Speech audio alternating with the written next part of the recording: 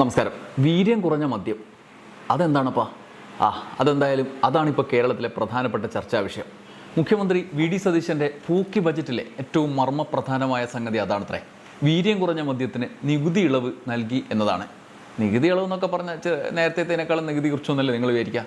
എത്രയെന്നറിയാം കുറച്ചത്? 251% നികുതി ഉണ്ടായിരുന്ന വീര്യം കുറഞ്ഞ മദ്യത്തിന് ഇനി 120% നികുതി മാത്രം കൊടുത്താൽ മതി വൻകിട കമ്പനികൾക്ക് വിൽക്കാൻ. അതായത് വിൽപ്പനയ്ക്ക് കമ്പനികൾക്ക് പുതിയൊരു വിപണി മാർഗമായി എന്നർത്ഥം. 251% നികുതിയൊക്കെ ഉണ്ടാകുമ്പോൾ ആര് വിൽക്കാനാണ്? ഇപ്പോൾ അമേരിക്ക കാണുന്നില്ലേ, ലോകത്തിലെ നാടായ നാട് മുഴുവൻ പോയിട്ട് നികുതി ചുമത്തുന്നത്, അവരുടെ ചുങ്കം ചുമത്തുന്ന ഇന്ത്യൻ സാധനങ്ങൾക്കെല്ലാം. പിന്നെ നമ്മൾ അവിടെ കൊണ്ടുപോയി സാധനം വിറ്റിട്ട് കാര്യമുണ്ടോ? വിൽക്കാൻ വേണ്ടി സുവർണാവസരം കിട്ടുന്നത് എങ്ങനെയാണ്? നികുതി കുറക്കുമ്പോഴാണ്. അപ്പം ഇങ്ങനെ വാളയാർ ചുരത്തിൻ്റെ അപ്പുറത്ത് നിൽക്കുന്ന കമ്പനികൾക്ക് ഇങ്ങോട്ട് വരാൻ വേണ്ടി ഒരു നികുതി കുറച്ചുകൊണ്ടുള്ളൊരു മാർഗം ലഭ്യമായി. ഇത്രയും കാലം വീര്യം കുറഞ്ഞ മദ്യം കിട്ടാൻ പ്രയാസമായിരുന്നു. അതിനുള്ള കാരണം ഇതുതന്നെയാണ്. 251% നികുതി കൊടുത്ത് അത് വിൽക്കാൻ വന്നാൽ കമ്പനിക്ക് ലാഭമൊന്നും കിട്ടുമല്ലോ. അതുകൊണ്ട് അവരെ ഇനി ഇനീഷ്യേറ്റീവ് എടുക്കില്ല. ഇനിയിപ്പോൾ അത് പ്രശ്നമില്ല, അത് മുന്നോട്ട് കൊണ്ടുപോകാൻ വേണ്ടി ആ വഴി തുറന്നു കിട്ടി. പുതിയ ബജറ്റ് അവരെ സംബന്ധിച്ച് പൂക്കിയായി എന്നർത്ഥം. അത് മാത്രമാണോ കാര്യം? വീര്യം കുറഞ്ഞ മദ്യത്തിനുള്ള നികുതിയുടെ പ്രശ്നം മാത്രമാണോ കാര്യം? അത് മാത്രമല്ല. എന്താണ് ഈ വീര്യം കുറഞ്ഞ മദ്യം എന്നുകൂടി നമ്മൾ അറിയണം. 2 തരം വീര്യം കുറഞ്ഞ മദ്യമാണത്രേ നാട്ടിലുള്ളത്. ഒന്ന് പഴവും പച്ചക്കറിയും ഒക്കെ കൊണ്ട് ഉണ്ടാക്കുന്ന മദ്യം, വൈൻ ഒക്കെ ഉണ്ടല്ലോ. അതിന് ഇക്കാലം അത്രയും ഈ വർദ്ധിച്ച നികുതി ഉണ്ടായിരുന്നില്ല. എന്നാൽ അതിന് കാർഷിക മേഖലയുമായി ഒരു ബന്ധമുണ്ട്, മറ്റു തരത്തിലുള്ള സാധ്യതകളും ഉണ്ട്. രണ്ടാമത്തെ വിഭാഗം സ്പിരിറ്റ് ഉപയോഗിച്ച് വീര്യം കൂടിയ മദ്യത്തിൻ്റെ ചേരുവകളൊക്കെ തന്നെ ഉപയോഗിച്ച് വീര്യം കുറച്ചിട്ടുണ്ടാക്കുന്ന മദ്യം, ലോ ആൽക്കഹോളിക് ബിവറേജ്, അതായത് ബിയറോ വൈനോ അല്ലാത്തത്. അതിനായിരുന്നു ഇത്രയും കാലം 251% നികുതി. അതാണ് പൂക്കി ബജറ്റിൽ 120% കുറച്ചത്. അതുമാത്രമല്ല, സർവോപരി സുപ്രധാനമായ മറ്റൊരു കാര്യം കൂടിയുണ്ട്. അതാണ് ചില്ലായ കാര്യം. എന്താ അത്? സാധാരണ മദ്യം കഴിക്കാൻ, വീര്യം കൂടിയത് കഴിക്കാൻ ഒരുപാട് ചടങ്ങുണ്ട്. സാധനം വാങ്ങണം, വാങ്ങിയിട്ട് എവിടെയെങ്കിലും പോയി കുറച്ച് വെള്ളം സംഘടിപ്പിക്കണം, എന്നിട്ട് അവിടെ ഇരിക്കണം, ഈ കഴിക്കാനൊരു സ്ഥലത്ത് ഇരിക്കണം, എന്നിട്ട് ആ വെള്ളം ഒഴിച്ചിട്ട് വേണം കുടിക്കാൻ. ഒഴിക്കാതെ കുടിക്കുന്നവരുണ്ട് കേട്ടോ. അവരുടെയൊക്കെ കൂമ്പ് വേഗം വാടും, മറ്റവരുടേത് കൂമ്പ് മെല്ലെ വാടുള്ളൂ എന്ന വ്യത്യാസം ഉണ്ട്.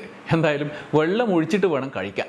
സ്ഥലം പുറത്ത് വേണ്ടാത്തവർക്ക് ബാറിലിരുന്ന് അടിക്കാൻ ബാറുകളും ഉണ്ട്. എന്നാൽ ഇപ്പോൾ നികുതി ഇളവ് നൽകിയ വീര്യം കുറഞ്ഞ മദ്യം ഉണ്ടല്ലോ, അത് വേറെ പരിപാടിയാണ്. അതാണ് ഞാൻ പറഞ്ഞത് ചില്ലാണ് എന്ന്. വെള്ളം ഒഴിക്കണ്ട, ഇരിപ്പിടവും തേടണ്ട. നമ്മൾ ഈ 7-അപ്പും മിറിൻ്റെയും തണുത്ത മോരും ഒക്കെ ചെറിയ ബോട്ടിൽ ഒക്കെ വാങ്ങി ഒറ്റ കുടി കുടിച്ചിട്ട് ബോട്ടിൽ ഇങ്ങനെ വേസ്റ്റ് ബോക്സിലേക്ക് ഇടൂലേ, 10 റുപ്യക്കും 20 റുപ്യക്കുള്ള ചെറിയ ബോട്ടിലിൽ. ആ ബോട്ടിൽ വാങ്ങുന്നു, കുടിക്കുന്നു, എന്നിട്ട് വേസ്റ്റ് ബോക്സിലിടുന്നു. അതേപോലെയാണത്രേ വീര്യം കുറഞ്ഞ മദ്യവും. വെള്ളം ഒഴിക്കണ്ട.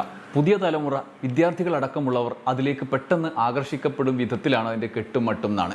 അതായത് വാങ്ങുന്നു, കുടിക്കുന്നു, വേസ്റ്റ് ബോക്സിലിടുന്നു, പോകുന്നു. അത് ശീലമായ പിന്നെ അടുത്തതിലേക്ക് കടക്കാലോ, വീര്യം കൂടിയതിലേക്ക്. അപ്പോഴേക്കും ഇരുന്നൊക്കെ കുടിക്കാനുള്ള അവസ്ഥയിലേക്ക് ആളുകൾ എത്തും. അമ്മാതിരി പരിപാടിക്ക് കുട പിടിക്കുന്ന നിർദ്ദേശമാണ് പൂക്കി ബജറ്റിലെ വീര്യം കുറഞ്ഞ മദ്യത്തിനുള്ള പ്രോത്സാഹനം എന്നതാണ് ഇപ്പോൾ പ്രധാനപ്പെട്ട ആരോപണം. വീര്യം കുറഞ്ഞ മദ്യമല്ലേ, കുടിക്കട്ടെ എന്നൊക്കെ പെട്ടെന്ന് കേൾക്കുമ്പോൾ നിർദോഷമായി വിചാരിക്കുന്നവർ മറ്റ് ചില കാര്യങ്ങൾ, ഇതുപോലുള്ള കാര്യങ്ങൾ അറിയണം. ഇതൊന്നുമല്ലാത്ത വേറെ ഒരു കാര്യമുണ്ട്. ഇതുണ്ടാക്കുന്ന മദ്യ കമ്പനികൾ എത്ര കാലമായി കേരളത്തിൽ ചുറ്റിപ്പറ്റി നടക്കുന്നു എന്നതാണ്. ആ നികുതി ഒന്ന് കുറച്ച് കിട്ടാൻ കഴിഞ്ഞ സർക്കാരുകളെയൊക്കെ അവർ സമീപിച്ചിരുന്നു. അന്നൊക്കെ നമ്മൾ പത്രങ്ങളിൽ വാർത്തയും ചെറുതായിട്ടൊക്കെ വായിച്ചിട്ടുണ്ടാവും. നികുതി കുറച്ച് കച്ചവടം പൊടി പിടിക്കാൻ വേണ്ടിയുള്ള പരിപാടികളൊക്കെ അന്ന് അവർ ചെയ്തതാണ്. എല്ലാം പൊളിഞ്ഞു പോവുകയായിരുന്നു. എന്നാൽ ഈ ബജറ്റോടെ സംഗതി പൂക്കിയായി. അതിൻ്റെ പിന്നിൽ മദ്യവ്യാപനം മാത്രമല്ല, അഴിമതിയും ആരോപിക്കപ്പെടുകയാണ്. ഇപ്പോൾ വീര്യം കുറഞ്ഞ മദ്യത്തെ ചൊല്ലി രാവിലെ തന്നെ തെരുവിലിറങ്ങിയ 2 പേരുടെ പ്രതികരണം കൂടി നമുക്ക് കേൾക്കാം. ഒന്നാമത്തേത് മുൻ എക്സൈസ് മന്ത്രി MP രാജേഷിൻ്റെതാണ്. അദ്ദേഹം പറയുന്നത് ഇങ്ങനെയാണ്: വീര്യം കുറഞ്ഞ മദ്യത്തിന് നികുതി കുറച്ചതിലൂടെ നാട്ടിൽ മുഴുവൻ മദ്യം ഒഴുക്കാനുള്ള നീക്കമാണ് നടക്കുന്നത്. കേരളത്തിൽ മദ്യം ഒഴുക്കി നികുതി ഇളവിലൂടെ സർക്കാരിന് വലിയ വരുമാന നഷ്ടമുണ്ടാക്കുന്നതിന് പിന്നിൽ താല്പര്യം എന്താണ്? കർണാടക മദ്യ ലോബിയാണ് ഇതിന് പിന്നിലുള്ളത്. ഇതിന് എത്ര കിട്ടിയെന്ന് വി ഡി സതീശൻ മറുപടി പറയണം. മദ്യം, വീര്യം കുറഞ്ഞ മദ്യം എന്ന പേരിൽ ലഭ്യമാക്കുന്നത് സ്പിരിറ്റ് ഉപയോഗിച്ച് നിർമ്മിക്കുന്ന മദ്യമാണ്. LDF സർക്കാരിൻ്റെ കാലത്ത് പച്ചക്കറികളും പഴങ്ങളും ഉപയോഗിച്ച് വീര്യം കുറഞ്ഞ മദ്യം നിർമ്മിക്കാൻ അനുമതി കൊടുത്തിരുന്നു. അത് കൃഷിക്കാരെ സഹായിക്കാനാണ്. അന്ന് അതിന് വൈനിൻ്റെ അതേ നികുതിയാണ് ഏർപ്പെടുത്തിയത്. ഇത്തരം മദ്യത്തിന് 251% ഇപ്പോൾ നികുതി ഉള്ളത്. സ്പിരിറ്റ് ഉപയോഗിച്ചുണ്ടാക്കുന്ന ഈ മദ്യത്തിനാണ് 120% നികുതി കുറച്ചിരിക്കുന്നത്. ഒരൊറ്റ കമ്പനിയുടെ ആവശ്യമായിരുന്നു അത്. ഇതേ ആവശ്യം ഉന്നയിച്ച ആ കമ്പനി LDF സർക്കാരിനെ സമീപിച്ചിരുന്നു. എന്നാൽ അന്ന് സർക്കാർ അതിന് വഴങ്ങിയില്ല. നികുതി കുറച്ചത് ഈ കമ്പനിക്ക് വലിയ വിപണി കിട്ടാൻ സഹായിക്കും. അതിനുള്ള സഹായമാണ് സർക്കാർ നൽകിയത്. ഇത് റെഡി ടു ഡ്രിങ്ക് പാനീയമാണ്. നികുതി കുറക്കുമ്പോൾ അത് വ്യാപകമാവും, സുലഭമാകും. ശീതള പാനീയം പോലെ കുട്ടികളും യുവജനങ്ങളും അത് ഉപയോഗിക്കാനുള്ള സാധ്യതയുണ്ട്. മദ്യത്തിനെതിരെ വലിയ പ്രചരണം നടത്തിയവരാണ് ഇത്തരം തീരുമാനത്തിലേക്ക് എത്തിയിരിക്കുന്നത്.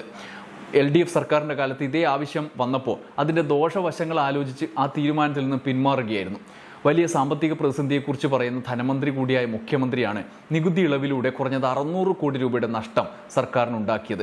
ഈ ത്യാഗം സഹിക്കാനുണ്ടായ കൊടുക്കൽ വാങ്ങൽ എന്താണ് എന്ന് പുറത്തു വരണം. സംസ്ഥാനത്ത് മദ്യം ഒഴുക്കാനുള്ള വിസ്മയം. പണ്ട് പേര് ചോദിച്ചത് എന്താ മലബാർ ഡിസ്റ്റിലറി നിങ്ങൾ ആരംഭിക്കാത്തതെന്നാണ്. ഇപ്പോൾ അത് ഉൽപ്പാദനം വേണ്ട എന്ന് തീരുമാനിച്ചിരിക്കുന്നു. മദ്യലോബിക്ക് വേണ്ടി ചെയ്യുന്നതാണ്. അതിനെ അട്ടിമറിക്കാനുള്ള ശ്രമമാണ്. എത്ര കിട്ടിയെന്ന് മുഖ്യമന്ത്രി വ്യക്തമാക്കണമെന്ന ഗുരുതരമായ അഴിമതി ആരോപണം കൂടി MP രാജേഷ് ഉന്നയിക്കുകയാണ്. 251% ഉണ്ടായിരുന്ന നികുതി 120 കൊടുത്താൽ ഒന്നും അതിന് തോന്നുന്നില്ലേ? ഒരു സംശയ കാര്യത്തിൽ തോന്നുന്നില്ല. അത് ആദ്യത്തെ ബജറ്റിൽ തന്നെ കൊടുത്തിരിക്കുകയാണ്. തെരഞ്ഞെടുപ്പ് കഴിഞ്ഞിട്ടേ ഉള്ളൂ.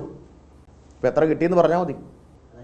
ബാക്കി ആർക്ക് കിട്ടി, എത്ര കിട്ടി എന്നുള്ള വിവരങ്ങൾ അന്വേഷിക്കേണ്ട കാര്യമാണ്. ഇനി ഡോക്ടർ തോമസ് ഐസക്ക് ഇതിൽ അഴിമതി ആരോപിക്കുന്നില്ല എന്ന് പറഞ്ഞുകൊണ്ടൊരു കുറിപ്പ് എഴുതിയിട്ടുണ്ട്.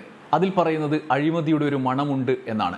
പ്രത്യേകിച്ച് ഒരു കാരണവും പറയാതെ വീര്യം കുറഞ്ഞ ബിയറോ വൈനോ അല്ലാത്ത ലോ ആൽക്കഹോളിക് ബീവറേജ് ഉൽപ്പാദിപ്പിക്കുന്ന കോർപ്പറേറ്റ് കമ്പനികൾക്ക് കേരളത്തിൻ്റെ മാർക്കറ്റ് തുറന്നു കൊടുക്കുകയാണ്.